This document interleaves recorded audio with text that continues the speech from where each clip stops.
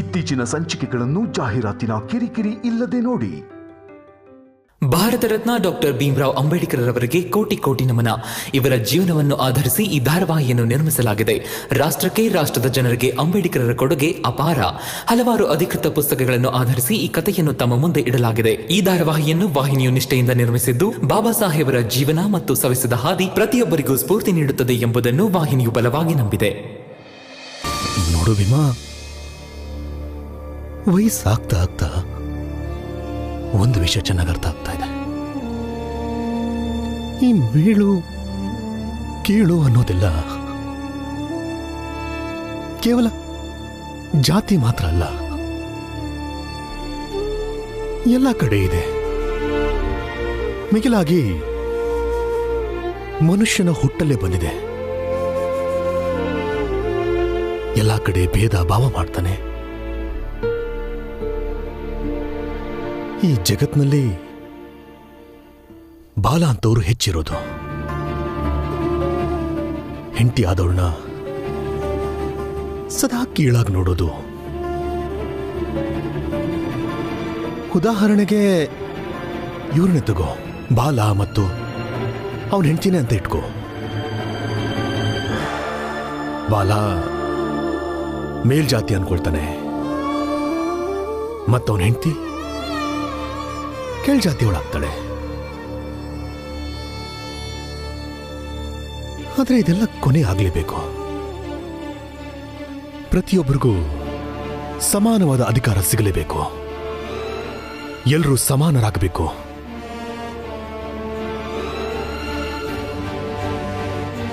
ಗೊತ್ತಿಲ್ಲ ಇದೆಲ್ಲ ಹೇಗಾಗುತ್ತೋ ಅಂತ, ಆದ್ರೆ ಆಗ್ಲೇಬೇಕು. ಕಾನೂನು ಮುಖಾಂತರನೋ ಅಥವಾ ಆಂದೋಲನ ಮುಖಾಂತರನೋ ಅಥವಾ ಸಂಸ್ಕಾರದ ಮುಖಾಂತರನೋ ಹೇಗೋ ಒಂದು ಆದ್ರೆ ಆಗ್ಲೇಬೇಕು. ನೋಡು ಭೀಮಾ, ನನ್ನ ಇಡೀ ಜೀವಮಾನದಲ್ಲೇ ಭೀಮಾಬಾಯಿನ ನಾನು ಯಾವತ್ತೂ ಕೀಳಕ್ ಭಾವಿಸಿಲ್ಲ. ಯಾವತ್ತೂ ಕೂಡ ಜೀಜಾಬಾಯಿ ಮತ್ತು ನನ್ನ ಸಂಬಂಧ ವ್ಯಕ್ತಿಗತವಾಗಿ ಆದರೂ ಹೇಗಾದರೂ ಇರಲಿ, ಆದರೆ ಒಬ್ಬ ವ್ಯಕ್ತಿಯಾಗಿ ನಾನು ಯಾವತ್ತೂ ಅವಳನ್ನ ಕೀಳು ಅನ್ನೋ ಭಾವನೆಯಿಂದ ಯಾವತ್ತೂ ನೋಡಿಲ್ಲ. ಅದೇ ತರ ನೀನು ಸಹ ರಮಾನ ಯಾವತ್ತೂ ಕೀಳಾಗಿ ಯಾವತ್ತೂ ಭಾವಿಸ್ಬೇಡ ಭೀಮಾ.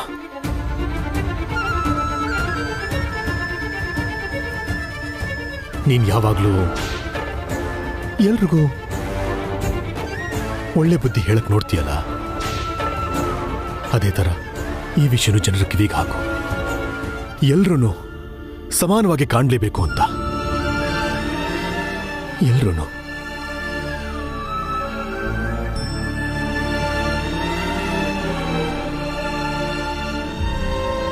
ನನಗೇನನ್ಸುತ್ತೆ ಅಂದ್ರೆ ಅಪ್ಪ, ಸಮಾನತೆ ಅನ್ನೋದನ್ನ ಭಾವಿಸೋದಕ್ಕಿಂತ ಸಮಾನತೆ ಅನ್ನೋದು ಅಧಿಕಾರದ ವಿಷಯ.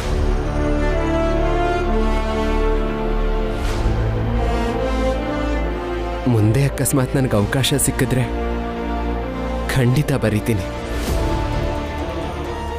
ಈ ಸಮಾನತೆ ಅಧಿಕಾರದ ಬಗ್ಗೆ ಖಂಡಿತ ಬರೀತೀನಪ್ಪ.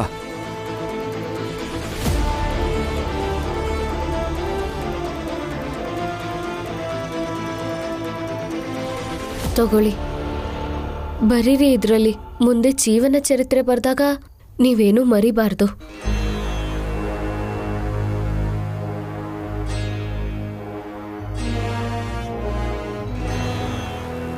ಬರೀ ಭೀಮಾ, ಇಡೀ ಜಗತ್ತು ನಿನ್ನ ಪುಸ್ತಕ ಓದೋ ತರ ಬರೀ. ನಮ್ಮ ಇಡೀ ಕುಟುಂಬ ಹೆಮ್ಮೆಯಿಂದ ಹೇಳ್ಕೊಳ್ತೀವಿ, ಈ ಪುಸ್ತಕದ ನಿರ್ಮಾಣ ಎಷ್ಟೋ ವರ್ಷಗಳ ಹೋರಾಟದ ಫಲ ಅಂತ.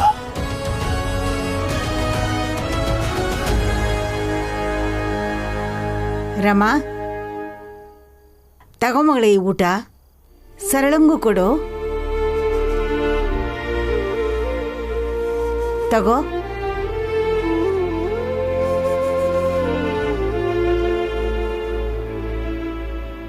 ಧನ್ಯವಾದ ಅಮ್ಮ.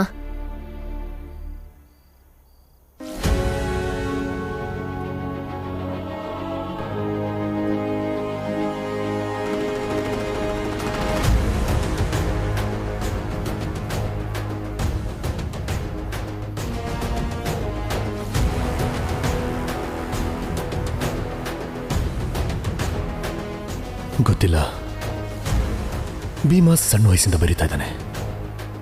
ಸಮಾಜ ಇವನ್ನ ಬರಹದಿಂದ ಬದಲಾಗುತ್ತೋ ಇಲ್ವೋ ಗೊತ್ತಿಲ್ಲ. ಆದರೆ ಬದಲಾವಣೆ ಕಾಣಲೇಬೇಕು. ಆದ್ರೆ ನನ್ನ ಮಗ ಬರಿತಾ ಇದ್ದಾನೆ ಅಂತಲ್ಲ, ಭೀಮಾ ಬರೆದಿರೋದನ್ನ ಸಮಾಜ ಅಳವಡಿಸ್ಕೊಂಡ್ರೆ ಖಂಡಿತ ಉತ್ತಮ ಸಮಾಜ ಆಗೋದ್ರಲ್ಲಿ ಯಾವುದೇ ಸಂಶಯವಿಲ್ಲ.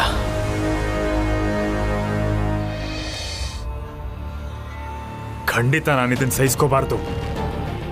ಇದು ನನ್ನ ವೈಯಕ್ತಿಕ ವಿಷಯ ಅಂತ ಭೀಮಂಗೂ ಅಪ್ಪಂಗೂ ಸರಿಯಾಗಿ ಅರ್ಥ ಮಾಡಿಸ್ಬೇಕು. ನನ್ನ ಕುಟುಂಬ ಅವ್ರ ಕುಟುಂಬ ಬೇರೆ ಬೇರೆ. ನಿನ್ನ ಮಾತು ಸರಿಯಾಗೈತ ಬಾಲ. ಶತ್ರುವಿನ ಶತ್ರು ಸ್ನೇಹಿತರಾಗ್ತಾರೆ. ಮತ್ ಈ ಭೀಮ್ರಾವ್, ರಮಾ, ರಾಮ್ಜಿ ನಿನ್ನ ಮತ್ತು ನಮ್ಮ ಶತ್ರು ಅಂದ್ಮೇಲೆ ನಾವಿಬ್ರು ಸ್ನೇಹಿತರು ಅಂತ ಅರ್ಥ. ನಾವಿಬ್ರು ಕೈ ಜೋಡ್ಸೋಣ, ಠಾಣೆಗೆ ಹೋಗ್ಬಿಟ್ಟು ಅವ್ರಗಳ ವಿರುದ್ಧನೇ ನಾವು ದೂರು ಕೊಡೋಣ. ನಾನು ಕೇಳಿರೋ ಹಂಗೆ ಈ ಭೀಮ್ರಾವು ಕಾನೂನು ಗೀನೂನ್ ಅಂತ ತುಂಬಾ ಮಾತಾಡ್ತಾನಂತ. ನಮ್ ಜೊತೆ ನಿಲ್ಲಕ್ಕೆ ನಿನ್ ಯೋಗ್ಯತೆ ಬಿಡದೇ ಇರ್ಬೋದಲ್ವಾ? ಆದ್ರೆ ನಮ್ಮಿಬ್ರು ಒಳ್ಳೇದಕ್ಕೋಸ್ಕರ ನಾವು ಒಬ್ರಿಗೊಬ್ರು ಕೈ ಜೋಡ್ಸೋದು ಒಳ್ಳೇದು.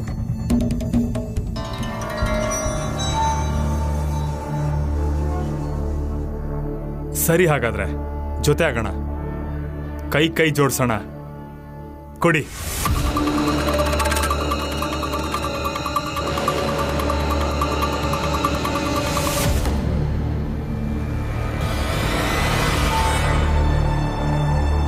ಏಕೆ, ಏನಾಯ್ತು? ಇವಾಗ ತಾನೇ ಕೈ ಜೋಡ್ಸೋ ಮಾತಾಡ್ತಿದ್ರಿ. ಕೈ ಕೊಡಕ್ ಕಷ್ಟ ಆಗ್ತಿದ್ಯಾ? ಅದಕ್ಕೆ ನಾವು ಒಂದಾಗೋ ಮಾತೆಲ್ಲ ಬಿಟ್ಬಿಡಿ. ಇನ್ನೊಂದು ವಿಷಯ, ಭೀಮ್ರಾವ್ ನನ್ನ ತಮ್ಮ, ರಮಾ ನನ್ನ ತಮ್ಮನ ಹೆಂಡತಿ, ರಾಮ್ಜಿ ನಮ್ಮ ಅಪ್ಪ, ಶತ್ರು ಅಲ್ಲ. ನಿಮ್ಮ ದಾರಿ ನೀವು ನೋಡ್ಕೊಳ್ಳಿ, ನನ್ನ ದಾರಿ ನಾನು ನೋಡ್ಕೋತೀನಿ. ಮತ್ತೆ ನಾವು ಹೇಳಿದ್ರಲ್ಲ ಯೋಗ್ಯತೆ ಅಂತ, ನಿಮ್ಮಿಬ್ರು ಯೋಗ್ಯತೆ ನನಗಿಂತ ಕೆಳಮಟ್ಟದಲ್ಲಿದೆ. ನೀವಿಬ್ರು ನನ್ನ ಹತ್ರ ಬಂದಿರೋದು ಸಹಾಯ ಕೇಳ್ಕೊಂಡು, ನಾನು ಬಂದಿರೋದಲ್ಲ.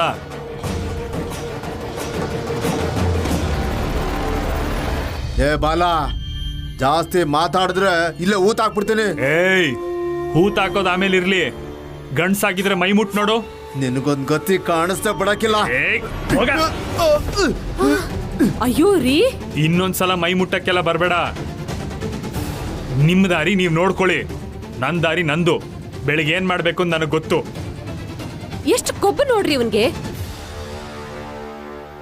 ನೀವು ಊಟ ಮಾಡಿ, ನಾನು ಇನ್ನೊಂದು ತಟ್ಟೆ ತರ್ತೀನಿ. ಬೇಡ ರಮ, ಇನ್ನೊಂದು ತಟ್ಟೆ ಏನು ಬೇಡ. ನಾವಿಬ್ರು ಒಂದೇ ತಟ್ಟೆಲೇ ಊಟ ಮಾಡ್ತೀವಿ. ನಾವಿಬ್ರು ಒಂದೇ ದೋಣಿಲಿ ಪ್ರಯಾಣ ಮಾಡ್ತಿರೋರು, ಗಂಡನಿಂದ ಹಿಂಸೆಗೆ ಒಳಪಟ್ಟಿರೋರೆ, ಇಬ್ರು ಅಸಹಾಯಕರು, ಇಬ್ರು ನಿನ್ನ ಸಹಾಯ ಕೇಳಿ ಬಂದು ನಿಂತಿರೋರು. ಹೌದು ರಮ, ನೀನಿಲ್ಲೇ ಇರು, ನಮ್ಮ ಜೊತೆ ಮಾತಾಡ್ತಿರು. ನಿನ್ನ ಜೊತೆ ಮಾತಾಡ್ತಿದ್ರೆ ಒಂಥರ ಧೈರ್ಯ ನಮಗೆ, ಮನಸ್ಸಿಗೇನೋ ಸಂತೋಷ ಆಗುತ್ತೆ. ಇಲ್ಲೇ ಇರು.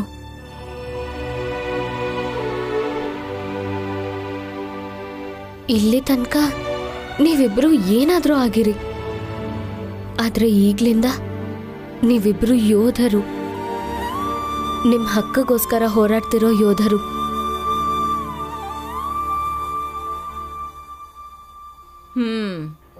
ಯುದ್ಧ ಯೋಧ ಅಂತೆಲ್ಲ ಮಾತಾಡಿದ್ ಮುಗ್ದಿದ್ರೆ ಹೋಗಿ ರೊಟ್ಟಿ ತಟ್ ನಡಿ. ಸರಿ, ಮಾಡ್ತೀನಿ.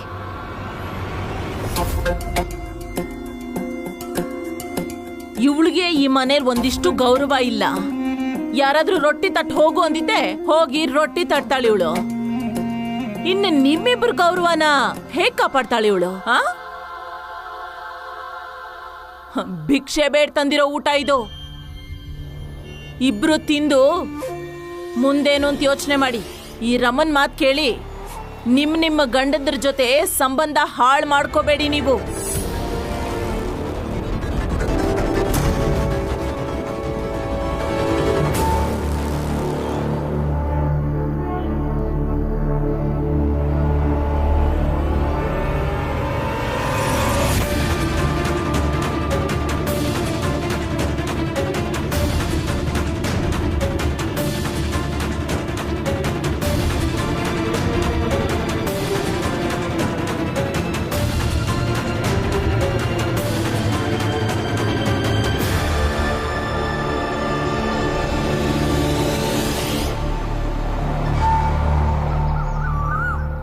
ರಾಮ್ಜಿ, ರಾಮ್ಜಿ, ರಾಮ್ಜಿ. ಹಾ ಬಂದೆ.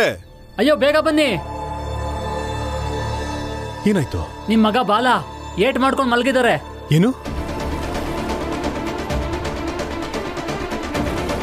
ಬಾಲನ್ಗೆ ಏಟಾಗಿದ್ಯಾ?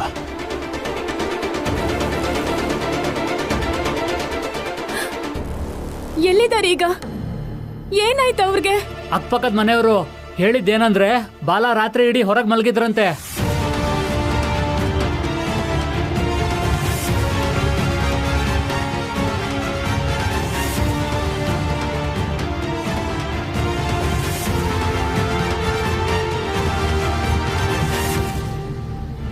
ಹೋಗ್ಲಿ ಬಿಡು, ಇವರೆಲ್ಲ ಇವ್ರ ನಾಟಕಕ್ಕೆ ನಾವ್ಯಾಕೆ ಹೋಗ್ಬೇಕು? ಇಂಥ ಸಾವಿರಾರು ನಾಟಕನ ನೋಡ್ಕೊಂಡು ಬಂದಿದ್ದೀನಿ ಅತ್ತಿಗೆ. ನಂಗೇನೂ ವ್ಯತ್ಯಾಸ ಅನ್ಸಲ್ಲ. ಸರಿ ಬಿಡು, ಬರ್ಲಿ ಮನೆಗೆ. ನಾನು ಇವ್ರಿಗೆ ಸರಿಯಾಗಿ ಬುದ್ಧಿ ಕಲಿಸ್ತೀನಿ.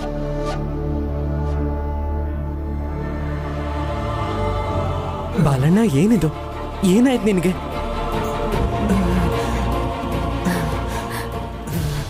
ಬಾಲ, ಇದೇನಾಯ್ತು?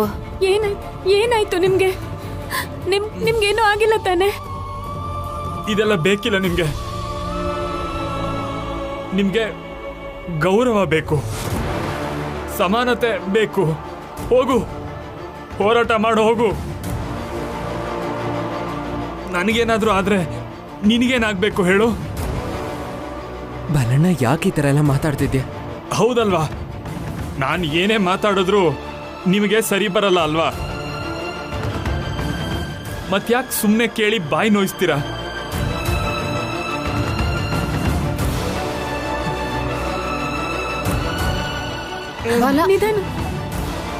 ಬಾಲ, ಹುಷಾರು ಕಂದ. ಎಲ್ರೂ ಹೋಗಿ ಇಲ್ಲಿಂದ. ನನ್ಗೇನು ಆಗಿಲ್ಲ. ಇಲ್ಲ, ನಾನ್ ನಿಮ್ಮನ್ ಬಿಟ್ಟು ಎಲ್ಲೂ ಹೋಗಲ್ಲ. ಆವತ್ತೆ ಬಿಟ್ಟು ಹೋಗಿದ್ಯಲ್ಲ.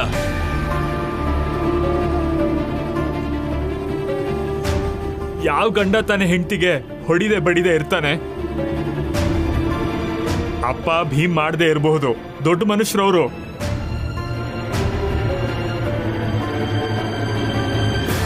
ಆದ್ರೆ ಈ ಜಗತ್ತಲ್ಲಿರೋದು ದೊಡ್ಡ ಮನುಷ್ಯರು ಮಾತ್ರ ಅಲ್ಲ, ದೊಡ್ಡ ಮನುಷ್ಯರ ಜೊತೆ ನಮ್ಮಂಥ ಸಾಮಾನ್ಯ ಜನರು ಇರ್ತಾರೆ.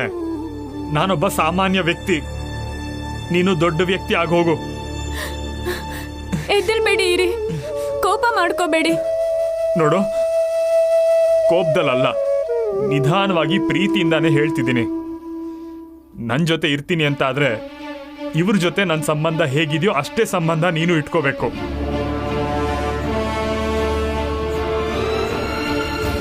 ಅಲ್ಲಿಗೆ ಹೋಗಿ ಸೊಸೆ ಅಂತ ಬೀಗೋದೇನ್ ಬೇಡ. ಮಗ ಆಗಿ ನಾನೇ ಇಲ್ಲ ಅಂದ್ಮೇಲೆ ನೀನ್ ಹೆಂಗ್ ಸೊಸೆ ಅನ್ಕೋತ್ಯಾ?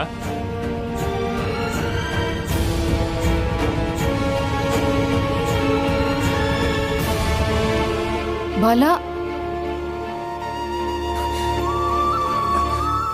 ನಾನ್ ಹೇಳೋದನ್ನೇ ಹೇಳಿದ್ದೀನಿ, ಉಳಿದಿದ್ದೆಲ್ಲ ನಿಮ್ಮಿಷ್ಟ.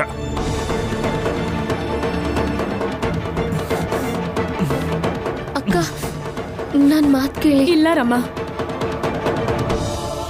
ಗಂಡನೇ ಇಲ್ಲ ಅಂದ್ಮೇಲೆ ನನ್ ಯಾವ ಹಕ್ಕು ಯಾರ ವಿರುದ್ಧ ಅಂತ ಹೋರಾಡ್ಲಿ? ಪಾಪ ನೋವಲ್ಲಿದ್ದಾರೆ ಅವರು. ನಾನಿಲ್ಲಿರ್ಬೇಕು ರಮ್ಮ. ರೀ, ನಿಂತ್ಕೊಳ್ಳಿ. ನೀವಾದ್ರೂ ಹೇಳಿ. ನಿಧಾನ ಹೇಳಿ ಅಕ್ಕಂಗೆ. ನೀವು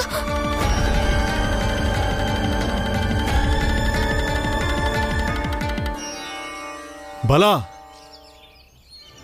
ಸ್ವಲ್ಪ ಆದ್ರೂ ಕರುಣೆ ಇರ್ಲಿ ಕಣೋ. ಅವನ್ ದೊಡ್ಡ ಮಗನ ಮನಸ್ಸಲ್ಲಿ ಇನ್ನೂ ಪ್ರೀತಿ ಹಾಗೆ ಇದೆ ಕಣೋ. ಕೇಳಿಸ್ತಾ ಇದೀಯಾ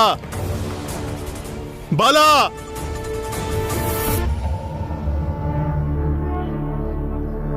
ನೀವ್ ಯಾಕೆ ಮಾತಾಡ್ತಾನೆ ಇಲ್ಲ? ಯಾಕೆ ಅಕ್ಕಂಗೇನು ಹೇಳಿಲ್ಲ? ಅದೇನಂದ್ರೆ ಅದಕ್ಕೆ ಈಗ ತುಂಬಾ ದುಃಖದಲ್ಲಿದ್ದಾರೆ ರಮ್ಮ.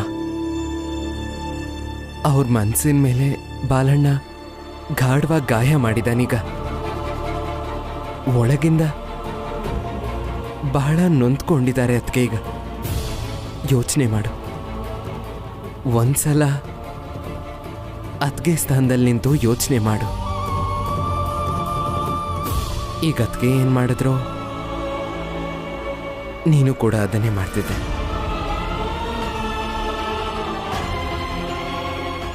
ನೆನ್ಪಿದ್ಯಾ ನಿನಗೆ? ಮಂಚಯ್ಯಣ್ಣ ಅಷ್ಟು ದೊಡ್ಡ ತಪ್ಪು ಮಾಡಿದ್ರು, ಆದರೂ ಕೂಡ ಸರ್ಸಮ್ಮ ಅವ್ರ ದೊಡ್ಡ ಮನ್ಸಿಂದ ಅವರನ್ನ ಕ್ಷಮಿಸಿದ್ರು. ಹೀಗ್ ಗಂಡ್ಸಾದವನು ಅವನಿಗೆ ನೋವು ಮಾಡ್ಕೊಂಡು ಹೆಣ್ಣಿನ ಮನ್ಸ್ ಮೇಲೆ ಗಾಯ ಮಾಡ್ಬೋದು. ಗಂಡ್ಸಾದವರು ಏನ್ ಬೇಕಾದ್ರೂ ಮಾಡ್ಬೋದಾ? ಇದೇ ಹೆಣ್ಣು ಮಕ್ಕಳಿಗೆ ಅರ್ಥ ಆಗ್ಬೇಕಾಗಿರೋದು. ನ್ಯಾಯ ಮತ್ತೆ ಹಕ್ಕಿಗೋಸ್ಕರ ನಡೆಸೋ ಹೋರಾಟನ ಭಾವುಕರಾಗಿ ಬಿಟ್ಟು ಹೋಗ್ಬಾರ್ದು. ಹೆಣ್ಮಕ್ಳು ಸಮಾನತೆಗೆ ಹೋರಾಟ ನಡೆಸ್ದಾಗ್ಲೆಲ್ಲ ಗಂಡಸರು ಭಾವನೆಗಳ ಜೊತೆ ಆಟ ಆಡೋದಕ್ಕೆ ಶುರು ಮಾಡ್ತಾರೆ. ಈ ಆಟನ ಹೇಗ್ ಮೀರಿಸಿ ನಿಂತ್ಕೋಬೇಕು, ಇದಕ್ಕೆ ಹೇಗೆ ಉತ್ತರ ಕೊಡಬೇಕು ಅಂತ ಹೆಣ್ಣು ಮಕ್ಕಳೇ ನಿರ್ಧಾರ ಮಾಡಬೇಕು. ಹೇಗಾದ್ರೂ ಇದರಿಂದ ತಪ್ಪಿಸ್ಕೋಬೇಕು. ನಾನಲ್ಲಿ ಮಾತಾಡದೇ ಇರೋ ಉದ್ದೇಶ ಏನಂದ್ರೆ, ನಾನು ಮಾತಾಡಿದ್ರು ಅಲ್ಲೇನು ಪ್ರಯೋಜನ ಇಲ್ಲ. ನಾನು ಹೇಳಿದ್ರು ಅಥವಾ ಇನ್ಯಾವುದೇ ಭೀಮರಾವ್ ಹೇಳಿದ್ರು ಅಲ್ಲೇನೂ ಆಗೋದಿಲ್ಲ. ಹೆಣ್ಣು ಮಕ್ಕಳೇ ಯೋಚನೆ ಮಾಡಬೇಕು, ಅವರೇ ಮಾತಾಡಬೇಕು, ಅವರೇ ಹೋರಾಟನೂ ಮಾಡಬೇಕು. ಅದ್ಗೆ ಅಂತ ಮಾತ್ರ ಅಲ್ಲ, ಸಮಾಜದಲ್ಲಿರುವಂತಹ ಪ್ರತಿಯೊಂದು ಹೆಣ್ಣು ಮಗುನೂ ಇದ್ರ ಬಗ್ಗೆ ಯೋಚಿಸ್ಬೇಕು.